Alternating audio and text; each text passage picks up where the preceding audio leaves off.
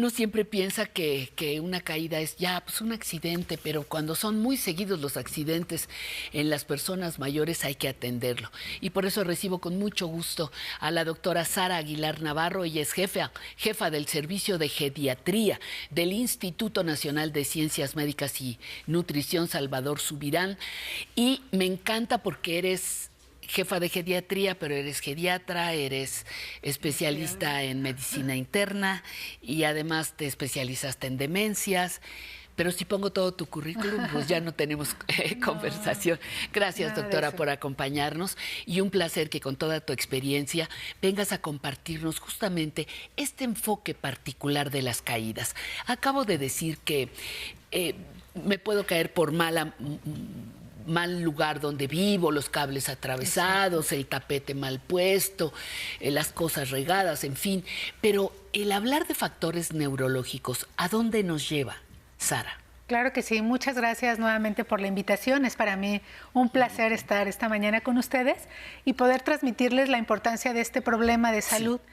Las caídas en geriatría, bueno, es un síndrome geriátrico. Sí. Los geriatras lo evaluamos cada que vemos a un paciente mayor de 65 años, porque hay que recordar que 1 de cada 4 puede sufrir una caída a los 65 de cada años. 4. Ay. Y si aumenta la edad, a los 85 años puede ser hasta el 50% de las personas mayores pueden sufrir alguna caída. Y algo muy importante es que ellos lo refieran a sus médicos, a cualquier personal de salud que vayan a atenderse, digan, me caí, porque a veces no se valoran, no se visibilizan como un problema. Bueno, me caigo porque me tropecé, porque había un perrito, porque había un cable, como bien decías, por el zapato, el tapete, el tapete. Pero las caídas es un factor de riesgo muy importante para otros problemas de salud y por eso la importancia de decirlo cuando estás con un médico. Como una especie de síntoma. Así es. Me he caído 3 veces esta semana, ya deja de ser una casualidad, ¿verdad? Así es. ¿Y por qué el especial interés de aspectos neurológicos? Fíjate, ¿qué nos dicen? Sí, afortunadamente en este problema hay muchos estudios, hay evidencia científica que cuando las personas sufren una caída hay que hacer una muy detallada exploración neurológica, porque se puede asociar al deterioro cognitivo, a la demencia en todo su espectro, desde a la demencia tipo Alzheimer, pero también a las demencias vasculares, también a otras enfermedades neurológicas muy frecuentes, como la enfermedad de Parkinson o el parkinsonismo, que a veces está asociado al uso de medicamentos, u otras enfermedades más específicas, como esclerosis lateral amiotrófica, o en la propia enfermedad vascular cerebral. Cuando los pacientes pasan por un evento, una isquemia cerebral o un ictus o una embolia, pues las secuelas son muchos trastornos de la marcha. Y tener estas caídas está avisando de que falta rehabilitación, falta un abordaje integral para justo prevenir más caídas. A ver, vamos por la primera parte que mencionaste.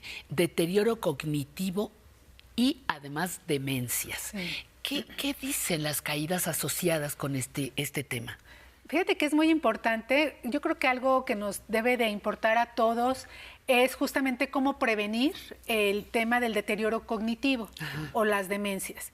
Y un signo precoz es justamente sufrir caídas, porque habla de lesiones en áreas muy específicas del cerebro, como pequeños infartos.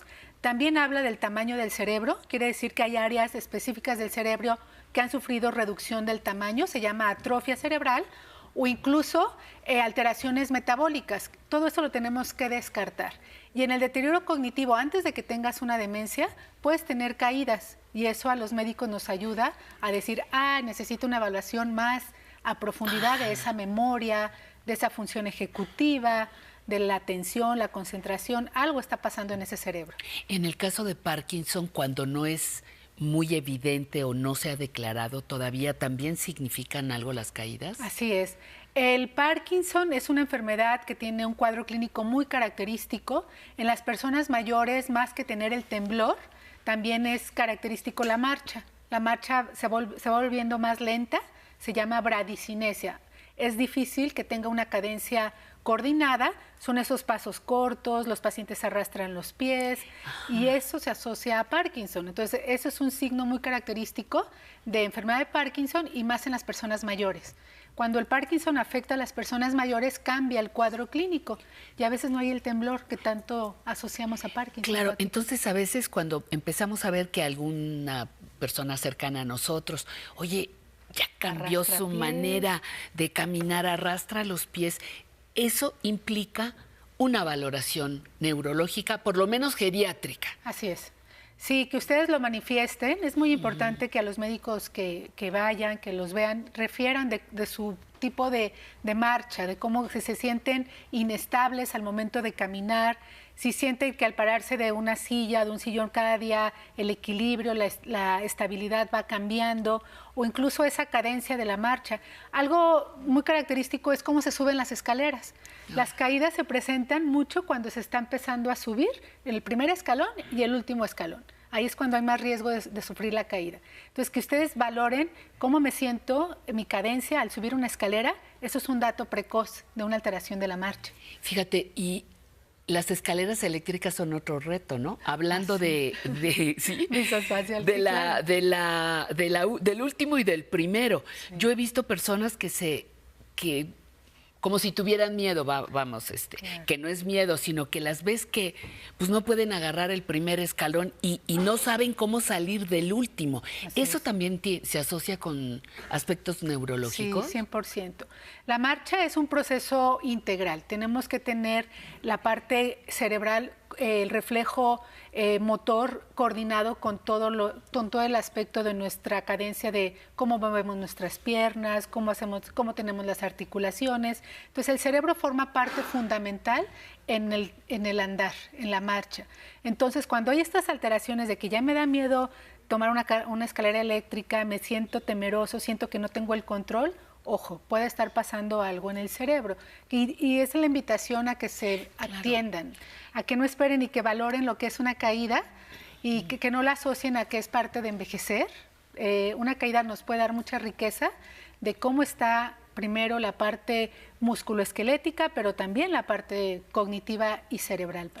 ¿Qué tanto, como bien lo señalas, qué tanto mis caídas pueden ayudarme a, no al diagnóstico, sino a detener lo que viene? Haz de cuenta, si yo me caí 3 veces y me haces un estudio y me asocias con algún tipo de demencia, el diagnóstico temprano de lo que sigue es lo que hay que trabajar, porque las caídas pues son un síntoma quizá. Uh-huh. Hablan de que en mi cuerpo está en mi cerebro está pasando algo. Así es. Pero entonces tengo que buscar la ayuda para el diagnóstico temprano de lo que podría seguir. Así es. No quiere decir que se impida, que se evite, pero sí que se diagnostique a tiempo. No sé si me expliqué. Sí, 100%. Sí, es bien importante lo que dices. Ahora tenemos que pensar que en el proceso del envejecimiento es algo continuo, que se da, no es lo mismo tener 65 años a tener 85 o 90 años. Y que a los 65, 70 podemos hacer mucho por envejecer mejor, envejecer de forma saludable. En geriatría siempre evaluamos una prueba muy sencilla que es la velocidad de la marcha. Medimos en cuánto tiempo una persona mayor recorre 4 metros. Y eso ya está estandarizado. Usamos un cronómetro y decimos, pues su cadencia es muy regular, está bien. No hay riesgo de caídas, no hay riesgo de fragilidad, no hay riesgo de deterioro cognitivo. Y eso ya al médico nos da mucha información. Algo que hacemos también mucho los geriatras es ver cómo entran al consultorio, desde cómo ese paciente se desplaza, si viene utilizando un bastón, una andadera, un auxiliar, esa cadencia, esa seguridad nosotros ya evaluamos. Pero efectivamente son datos que que pueden ayudar a hacer cosas para que tengamos una mejor marcha. Ya ahí, si ya tiene una velocidad lenta, es el momento de decirle a ese enfermo o a ese paciente, ojo, tiene riesgo de caída y es el momento de actuar y de prevenir una caída más severa, ¿no? Claro, claro. Y, sí, la caída y dónde te caes y dónde te toca y bueno. Doctora, otra cosa, la serie de ejercicios que hay para fortalecer talones, para fortalecer tendones, para fortalecer piernas, rodillas, claro, que se quejan muchísimo, son útiles para evitar caídas, pero también contribuyen de alguna manera a esta situación neurológica. 100%. Sí, es una estrategia que cada día hay más evidencia de que funciona. Esto que acaban de hacer, bailar, es buenísimo para coordinar los músculos, pero con el cerebro. Es un ejercicio que voluntariamente lo estamos haciendo, lo estamos disfrutando, como dices, pero ya es una terapia que si la hacemos regularmente, hay estudios que han demostrado que el bailar te fortalece el cerebro y el sistema musculoesquelético.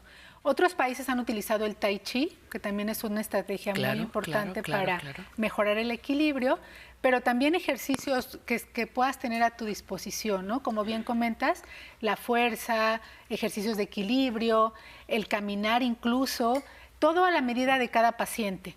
Pero sí, esa es una de las medidas de prevención más importante.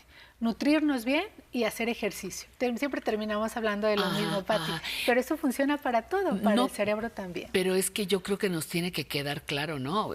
Hacer ejercicio, decías comer bien, socializar, por supuesto, que nos va a ayudar que nos va a ayudar también al cerebro. ¿Qué sugerencias finales, Sara, harías? Tenemos muy buen tiempo. ¿Qué sugerencias finales harías para la valoración? Mira, muchas personas se caen y no lo dicen. Así es. Lo guardan así como en silencio. Solamente te dicen cuando ya le viste morado el plato, cuando se cortaron aquí, cuando lo que sea, cuando ya es muy evidente. Entonces, ¿qué sugerencias darías? 1, para las personas adultas mayores y 2, para quienes están cerca de ellos. Claro. Pues sí, siempre trabajar sobre el factor de riesgo ambiental. En casa revisen tapetes que no estén, que se puedan tropezar las personas, las mismas mascotas, los juguetes de los niños, pero también la iluminación. Cuando las personas se quedan en la noche solos, siempre dejar iluminación en el baño. El baño es un sitio donde más ocurren las caídas. El baño y la recámara, está bien estudiado. Entonces la iluminación, pero también que revisen el calzado y por supuesto la parte médica no podemos dejar atrás, revisar los medicamentos, si no hay tema de que le está bajando la presión de más o el azúcar de más, siempre revisar esa lista de medicamentos va a ayudar. Pero lo más importante es prevenirlas, lo más importante, como bien dices, no esperar a que haya una fractura para preocuparnos de esa caída, sino saber que es un problema que se puede prevenir muy bien, evaluando todo lo ambiental y todo lo que se llaman factores de riesgo intrínsecos que tiene cada paciente, desde su comorbilidad, sus enfermedades, pero también factores extrínsecos, como la misma casa, la iluminación, los tapetes, y por supuesto, invitarlos a que lo manifiesten, que una caída es un factor para otras enfermedades, y principalmente de origen neurológico. Y que si nos caímos no nos regañen. No, por favor. Que no, al contrario. Doctora, un placer, Sara Aguilar. Tu presencia siempre es muy enriquecedora, muchas gracias. Y gracias por habernos traído este tema porque, fíjate, no asociamos las caídas con otras enfermedades o como síntomas, ¿no? Así es. Es muy importante lo que nos dejas. Muchísimas gracias, que tengas espléndido domingo. Aquí continuamos. Esto es Aprender a Envejecer.